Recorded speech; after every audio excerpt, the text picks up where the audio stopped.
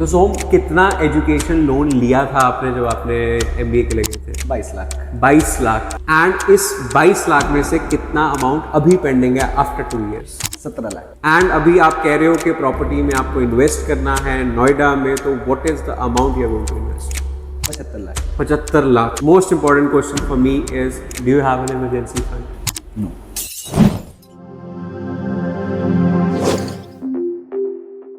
Welcome to India wealth stories, another episode. And आज हम बात करेंगे सोम प्रताप सिंह के साथ। Thank you for joining us Som. पहले हम जानना चाहेंगे आपकी क्विक इंट्रोडक्शन, आप कहाँ से हो एंड आपकी फैमिली एंड कुछ बैकग्राउंड अपना शेयर करेंगे आप? Thank you Pavit for having me. So मैं basically Kanpur born and brought up हूँ। Then I did my schooling, then I did my engineering के बाद मैंने 3 साल के लिए बीच में इंजीनियरिंग आपने कानपुर से ही की? हाँ, इंजीनियरिंग कानपुर से ही की, प्राइवेट इंस्टीट्यूट से की, स्टेट गवर्नमेंट यूनिवर्सिटी से एफिलिएटेड। ओके। एंड देन उसके बाद मैं एमबीए करने गया IIM उदयपुर। Okay. So, 1 साल का स्पेशलाइज्ड प्रोग्राम था एमबीए का, विच आई डिड। ये आपने अभी रिसेंटली की है या 1-2 साल हो गए हैं? 2 साल हो गए हैं। 2024 पास आउट हूँ मैं। सो 19 मैंने इंजीनियरिंग की थी, then 19 to 23 I was working, and उसके बाद फिर 23 to 24 मैंने एमबीए किया। एमबीए किया आपने? हाँ। एंड अभी आपका टोटल इयर्स ऑफ एक्सपीरियंस लगभग कितना होगा? लगभग 5.5 साल मान लीजिए आप। 5.5 years of experience. Okay, great. तो आई थिंक हम पहले ऑडियंस को ये थोड़ा सा समझाना चाहेंगे कि why we are sitting here today, आज हम क्यों बैठे हैं यहाँ पे। कि सोम ने हमारे साथ शेयर किया था कि ही परस्यूड हिज एमबीए एंड उस टाइम पे उसने एजुकेशन लोन लिया था आपने, राइट? एंड अब he is repaying that loan back. वो धीरे धीरे EMIs में, जैसे हम सब लोग करते हैं कि एजुकेशन लोन को वापस देते हैं, वो दे रहे हैं, वाइल वो कहीं एक जगह इन्वेस्ट करना चाह रहे हो। तो मैं चाहूँगा आप थोड़ा सा इस पे ऑडियंस को समझाएं कि आप किस पर्पस से आज हम ये डिस्कशन कर रहे हैं। तो अभी मेरा सबसे बड़ा कन्फ्यूजन यही था कि मैं क्योंकि एजुकेशन लोन पे कर रहा हूँ, मैं साथ में एक प्रॉपर्टी लेना चाहता हूँ। बट जैसे एजुकेशन लोन भी आपको पता है लॉन्ग टर्म कमिटमेंट रहती है, और सेम आपका प्रॉपर्टी के साथ में प्रॉपर्टी भी रहती बहुत ज़्यादा रहता है। तो वही मेरा डाउट था। तो क्या आप सेविंग्स उस तरफ सारी डाइवर्ट करो, धीरे धीरे करो, या कैसे करना चाहिए? तो वो मुझे आपसे सजेशन चाहिए था कि मतलब कितना एक साथ करना है, कैसे करना है, उस चीज़ के लिए। Great. I think we'll come back to that, but उससे पहले थोड़ा सा कंटेक्स्ट हम अंडरस्टैंड करने की कोशिश करेंगे अब आपके एजुकेशन लोन के बारे में। तो we'll get started with that. तो आपने एमबीए, जैसे आपने कहा IIM उदयपुर से आपने एमबीए की, 1 year एग्जीक्यूटिव एमबीए, तो उस कोर्स की फीस कितनी थी? सो जब मैंने एमबीए किया था उस टाइम पे फीस 22,60,000 22,60,000 ओके 60,000 थी। 22 लाख मेरा जिसमें एजुकेशन लोन। अच्छा, आपने ऑलमोस्ट इंटायर अपने फीस लोन में ली? ओके। एंड फिर आई थिंक जैसे एमबीए खत्म होती है then they start their EMI, ऐसे होता है? हाँ, तो 2 तरीके रहते हैं उसके। एक तो ये रहता है कि in case you are not placed from the campus, तो 1 साल के लिए आप रोक सकते हो। अच्छा, 24 पास आउट हो तो 25 से स्टार्ट कर सकते हो। और अगर आपने जॉब कर ली है इमीडिएटली आफ्टर एमबीए, तो 6 महीने तक का टाइम रहता है जिसमें आप लोन रीपेमेंट स्टार्ट कर सकते हो। ओके। बट मैंने 2nd मंथ ऑनवर्ड ही स्टार्ट कर दी थी। तो अगर कोर्स खत्म हुआ लेट्स से अप्रैल में, तो आप कह रहे हो मई या आपने जून से स्टार्ट कर? जून से मैंने स्टार्ट 2024 से? जून 2024 से। एंड आपने अपनी जो EMI स्टार्ट की वो पर मंथ कितनी थी? Per month 24,067 to be precise. Good, that's a good number. I think 24-25,000। And अब आप इसे जब पे कर रहे हो, बिकॉज ये लोन लंबा लोन होने वाला 22 लाख का, तो आप इसे 24,000 पर मंथ ही अभी कंटिन्यू कर रहे हो? कुछ इंक्रीज किया या कुछ और आपका थॉट प्रोसेस है इसके अंदर? नहीं, मैंने इंक्रीज किया है। तो फर्स्ट ईयर में 2025 जून से, क्योंकि जून से स्टार्ट किया था। करेक्ट, हाँ। तो जून वॉज 13 थे EMI, उस टाइम पे मैंने इसको 24,000 से बढ़ा के 30,000 कर दिया था। अच्छा, तो आपने 24 से 30 किया, मतलब if I am to take almost आपने 20% इंक्रीज से ज़्यादा ही कर दिया, ऑलमोस्ट 20% से ज़्यादा इंक्रीज कर दिया। एंड अभी आई थिंक जून फिर खत्म हुआ है, तो हम 2nd ईयर खत्म करने वाले हैं अभी आपके लोन का। तो अब आप फिर इंक्रीज करोगे या आप अभी 30,000 ही रखना? नहीं, मैंने ऑलरेडी इंक्रीज कर दी। ओह अच्छा, ओके। 25th EMI जो मेरी थी जून में, जो अभी गई है, then I increased it by 10,000 more. तो अभी मैं 40,000 रुपए EMI पे कर रहा हूँ। I think this a very good point which you know Som is sharing with everyone of us, that जब हम पे करते हैं कोई लोन, राइट, अब आपकी सैलरी भी बढ़ती है धीरे धीरे। आई एम सेइंग ऐसा ज़रूरी नहीं आपकी सैलरी बढ़ेगी, बट आप कोशिश करिए कि जो प्रिंसिपल अमाउंट है, हम यही समझते हैं, राइट, कि प्रिंसिपल जो 22 लाख है उसको कैसे हम कम कर सकते हैं, क्योंकि वो जितना जल्दी कम होगा इंटरेस्ट उतना कम लगेगा। एंड चाहे आप लास्ट के रिमेनिंग 5-6 लाख धीरे धीरे पे कर सकते हैं, पर स्टार्टिंग में थोड़ा आप एग्रेसिव हो। आई थिंक सॉरी हम ये डिस्कस करना रह गया कि आप अभी मैरिड नहीं हो, राइट? तो he can take out money for paying his EMI, तो that's a very good jump के 24 से आप 30 गए, 30 से अब आप 40 पे पहुंच चुके हो, एंड आई एम गेसिंग आप धीरे धीरे से 5 to 10,000 इंक्रीज करते रहोगे टू दिस। तो आई थिंक इससे हमें ये समझ आया कि एक तरफ आप लोन कम कर रहे हो, है ना? तो अब जो पैसा बच रहा है आपकी सैलरी में से, will not go into your salary details, but जो पैसा बच रहा है, आई अंडरस्टैंड कि आप घूमते फिरते होगे, वहाँ पे पैसा लगता है, एज अ बैचलर घूमना भी चाहिए इस टाइम पे, बट आप SIPs में डाल रहे हो पैसा, बाकी जो बच रहा है रियल एस्टेट में डाल रहे हो, कुछ आप इस पे शेयर करेंगे? तो अभी तो I am doing plain savings, RD मैंने एक करा अच्छा, आपने RD खोल रखी है। सो एक RD and that is going from June 24 onwards, जो फर्स्ट सैलरी से थी। अभी नाउ आई एम थिंकिंग, क्योंकि SIPs and mutual funds, overall share market I am not that good, ठीक है? मैं सिर्फ पढ़ लेता हूँ न्यूज़ में कि ट्रंप ने क्या किया और सेंसेक्स कितना नीचे गया, बट मुझे उतना समझ में नहीं आता है कि आज कौन सा स्टॉक ऊपर जाएगा, निफ्टी 50 कैसे बिहेव करेगा। तो I have been doing the RD, I have got a decent amount of money, but now since I come from a rural background, तो मेरा प्लान ये है कि I live in NCR basically, so Noida is my office location. I am planning to get a property in Noida, so that like 2 years 3 years I have the possession of that property, and Noida, since you know it's a growing location, अभी वहाँ पे grow हो रहा है because of the airport जो आया हमारा Jawahar airport. I think near by areas will benefit a lot.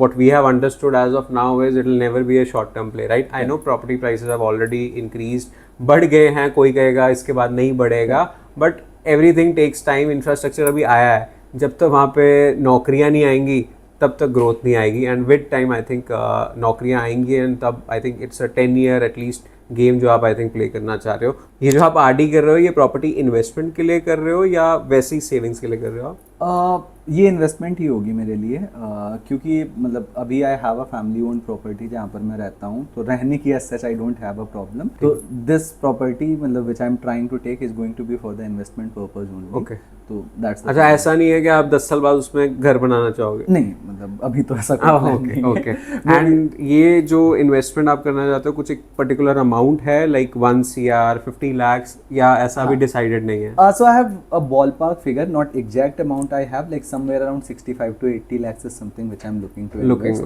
Okay. क्योंकि इस पे I'll also go for a property loan since I'm going for a. Always appreciated that you go at least 50% loan suggestion होता है. We are not the ones recommending that 80% loan ले लें, because आजकल तो 80% आपको लोन मिल जाता है, 1 करोड़ पे 80 लाख लोन मिल जाएगा, which is never the right way.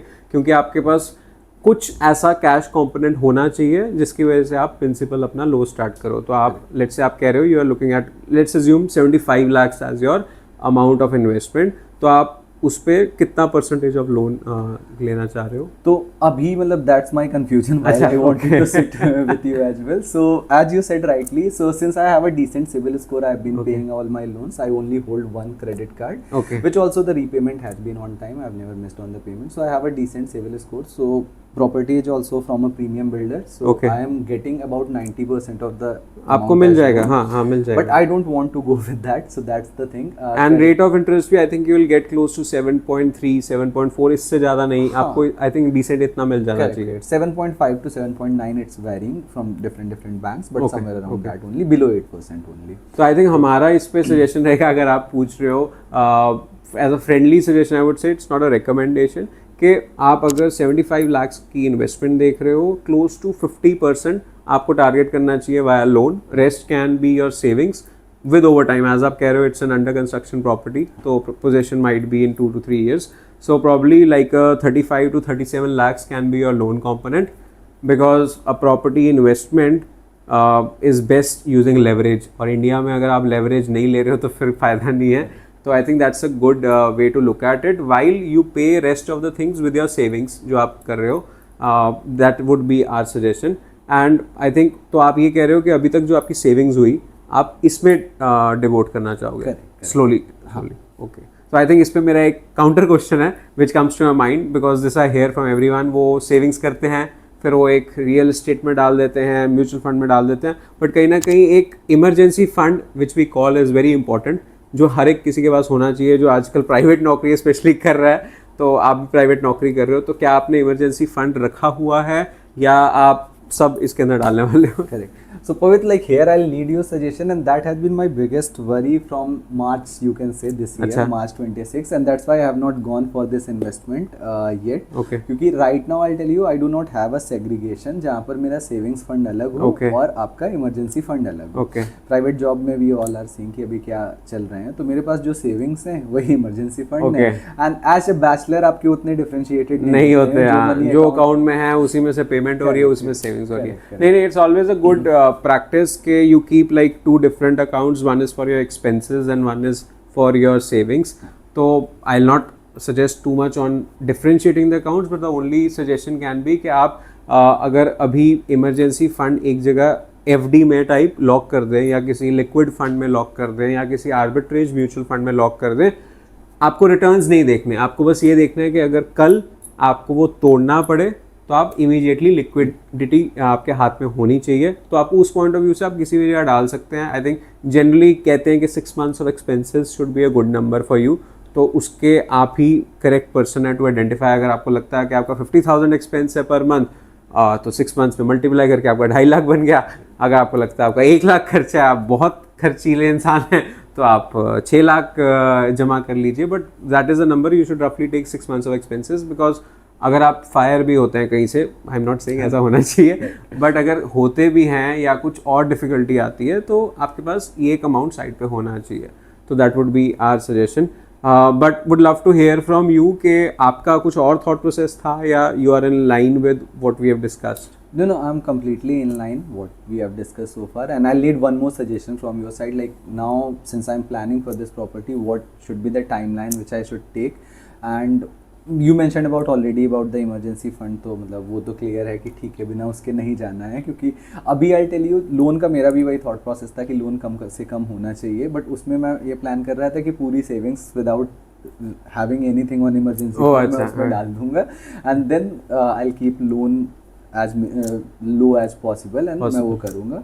तो I think 40-50% is the right number two look eight. जो हम 35-37 lakhs कह रहे हैं, आई थिंक बिगेस्ट चीज़ जो लोग मिस करते हैं, I will take a simple example. अगर आपकी 1 CR की प्रॉपर्टी होती तो जब तक आपके अकाउंट में 50 लाख नहीं है, you should not even think of taking that property. Because वो जब निकलता है अकाउंट से, right, you are drained out of your savings, तो इट फील्स वेरी बर्डनड. आप कुछ बाहर खाने भी जाएंगे एक लग्जरी रेस्टोरेंट या फाइन डाइन में, तो 4 बार ही सोचेंगे यार इसमें कितना खर्चा हो जाएगा. फिर आप ट्रैवल करने में भी हिचकिचाएंगे कि यार फिर वो मेरी सेविंग्स तो बिल्कुल ही नहीं बची है, नेक्स्ट मेरा खर्चा कैसे होगा. तो वो कैश फ्लो में एक बहुत प्रॉब्लम हो जाती है. तो अगर आपकी सेविंग्स में अभी 35 lakhs हैं, then it is the right time for you to invest, no doubt about it. मतलब that's what I would want to share with you. Got it. नहीं, that was the biggest worry, so it has helped a lot your suggestions. क्योंकि सबसे बड़ा वही था कि यार ऐसा ना हो कि एक और EMI आ जाएगी प्रॉपर्टी पे, and then even so I am someone who love to travel a lot, मैं बहुत जाता रहता हूँ.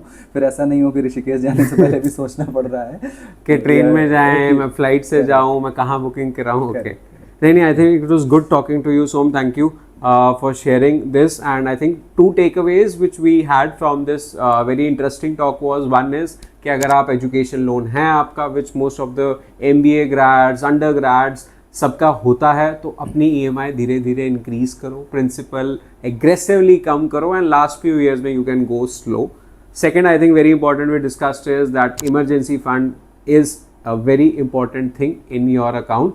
उसे कभी निग्लेक्ट मत कीजिए. So that's all from today's episode. Thank you. Keep subscribing, keep watching.